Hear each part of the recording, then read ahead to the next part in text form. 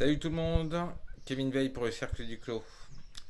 Alors, moi on voulait parler de quelques petites choses en rapport à l'actualité, faire un résumé. On n'a pas réagi trop ces temps-ci, ni par rapport à la question du Stade de France, ni par rapport à ce qui va se passer selon nous dans l'avenir, ni d'ailleurs nos avis sur les dernières choses qui se passent par rapport aux médias, par rapport au système Ukraine-Russie.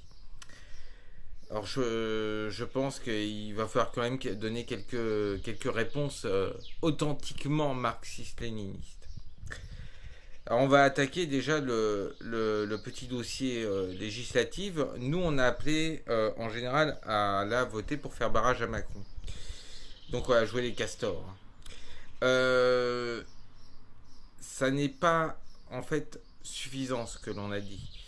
Euh, on a dit allez voter pour NUPES. Pourquoi? Pas parce que c'est le seul mouvement en fait qui va permettre et qui est authentiquement, tout du moins par ses électeurs, assez anti-macroniste.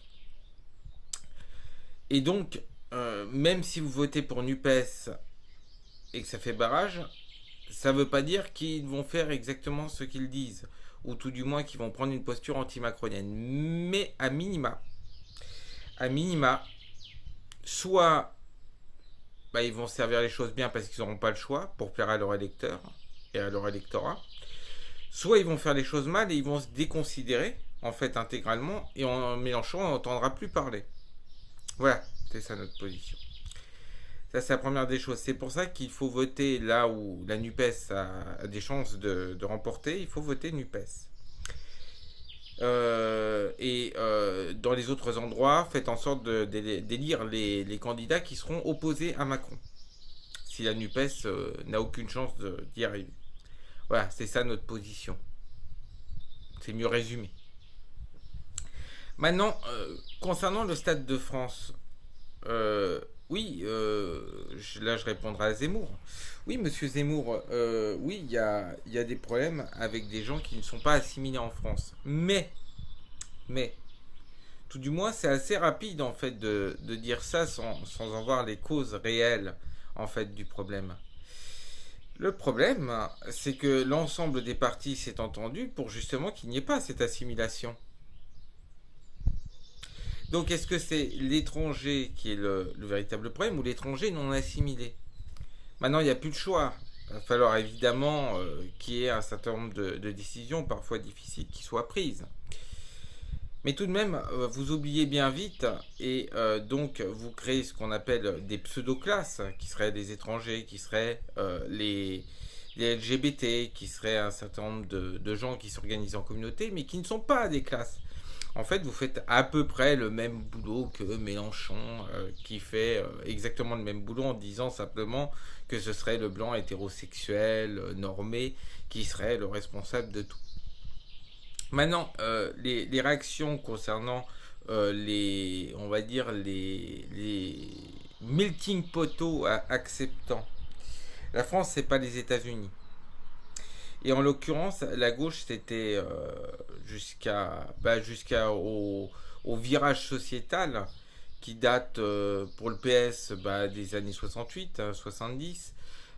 Pour le PCF qui a marché là-dedans, mais le Parti communiste français n'est plus communiste, beaucoup plus tardivement. En fait, il y a une chose sur laquelle on peut quand même se poser la question. Est-ce que c'est de l'islamo-gauchisme? Sachant qu'il y aurait peut-être une étude à faire sur l'islam justement, parce que actuellement les gens qui se targuent de l'islam ne suivent pas le véritable islam. Et non. Parce que en fait, on peut mentir, mais on peut pas changer l'histoire, on peut pas changer les illustrations islamiques du Moyen Âge. Donc on fera une petite vidéo là-dessus. Bon ça va énerver, on va sûrement se recevoir une fatwa, mais c'est pas grave. C'est pas grave. L'important c'est la victoire de la vérité. Et on a l'impression que NUPES et Mélenchon organisent non pas la dictature du prolétariat, comme tout marxiste-léniniste devrait l'organiser, quand le prolétariat est minoritaire. Ce qui n'est absolument pas le cas en France. On expliquera vraiment ce que c'est que le prolétariat une prochaine ou deux prochaines vidéos. Mais on a l'impression que NUPES et Mélenchon, justement, organisent la dictature du lumpen prolétariat. Le lumpen prolétariat, pour définir, c'est le prolétariat qui est passé suffisamment dans la pauvreté pour se vendre à peu près à tout le monde. Ça peut nous ramener, y compris à cet excellent livre de Karl Marx qui s'appelle La lutte des classes en France, 1848-1850, qui définit extrêmement bien que ce sont des gens qui jouent le rôle d'armée de réserve du capital, qui sont payés mais pas très cher, mais suffisamment pour aller taper sur les prolétaires. Eh oui.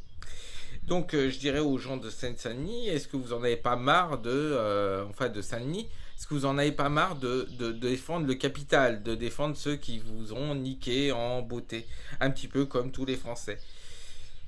Mais Monsieur Mélenchon, en fait, si vous étiez authentiquement en fait de gauche et révolutionnaire, vous diriez à ces gens à minima que en fait ils font le jeu du capital. Ils font le jeu du capital. Et oui, parce que ils jouent le rôle d'éléments désorganisateurs de façon à faire élire qui ils veulent au niveau de la haute bourgeoisie. Et d'éviter d'ailleurs qu'on repère la haute bourgeoisie et la haute finance comme étant le principal ennemi.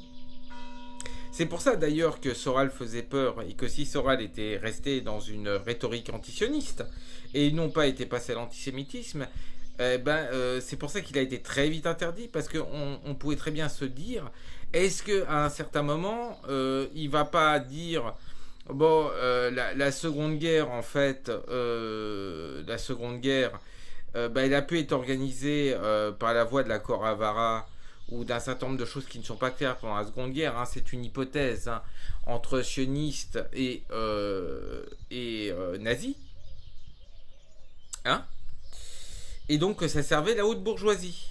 Est-ce qu'il n'y avait pas un intérêt à massacrer une partie des Juifs d'Europe de façon à peupler Israël?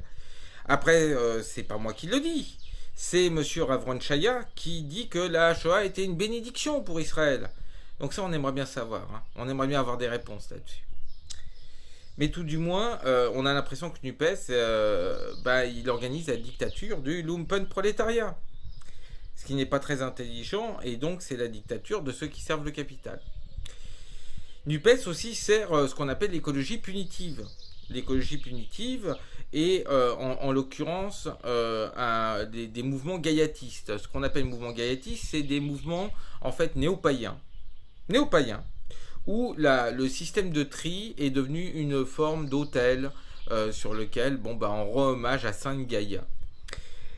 Sauf que, allez prier vos pieds pierres, hein, c'est assez ridicule, hein, ça fait un moment d'ailleurs on aurait dû s'en séparer de ce genre d'idiotie, mais malheureusement à force de taper sur la religion chrétienne et de nous faire détester notre passé, c'est évident que les choses les plus proches de nous, et d'ailleurs ça a servi à la République à l'époque, c'est Mitra et Sol Invictus Héliogabal. Mais bon, là, on va vers Gaïa, on va vers le celtisme, voilà, très commun de la Bretagne, mais très étranger du reste de la France. Le druidisme gaulois ayant disparu depuis longtemps, en l'an 400 après Jésus-Christ. Bon, on va pas créer une histoire parallèle où il aurait survécu. Et puis après, les catégories socio-économiques passaient très faiblement, hein, parce que Mélenchon n'est pas là pour défendre les catégories socio-économiques, il est là pour défendre avant tout des communautés. Maintenant, pour ce qui est de la partie du combat LGBTQ+, ce ne sont pas des gens qui représentent réellement l'ensemble des homosexuels. Ce sont des gens qui représentent l'homosexualité ou la transidentité défendue par le capital. Eh oui. Et ce sont des gens qui sont là pour faire naître de nouveaux marchés. Vous l'avez vu en Ukraine avec le coup de la gestation pour autrui. Eh oui. Ce sont des marchés.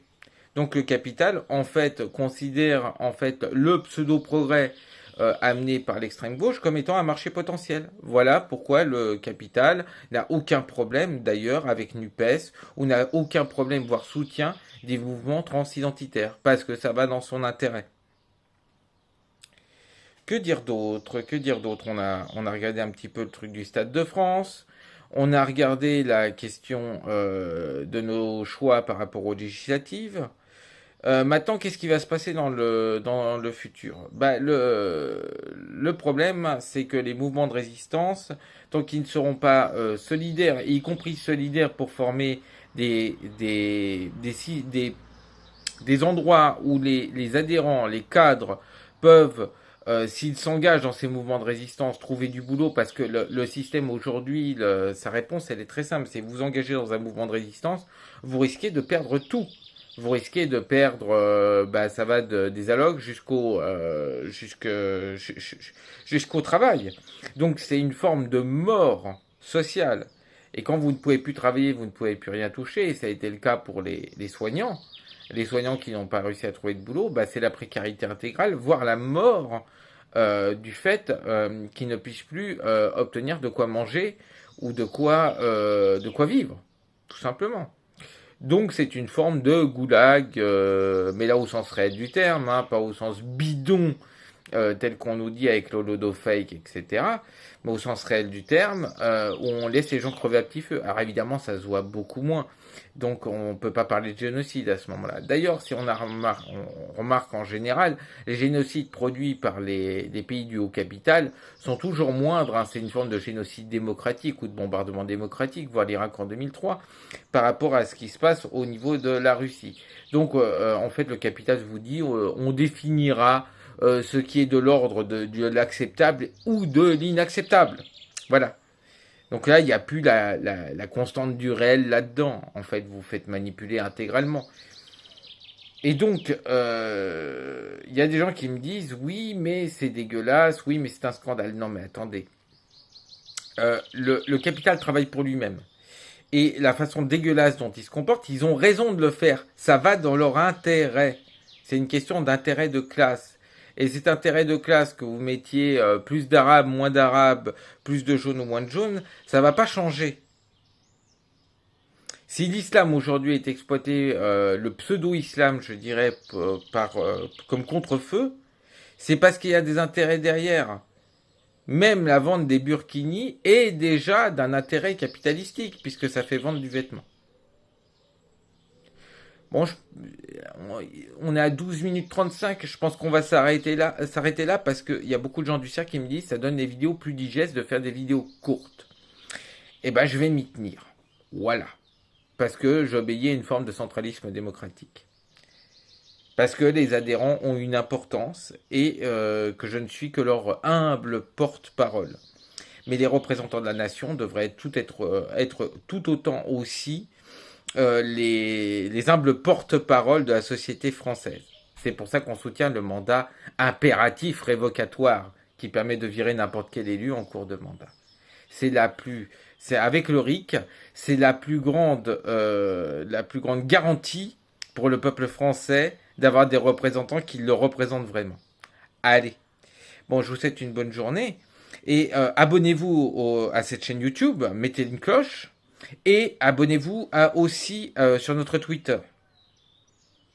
Bonne journée à tous. Au revoir.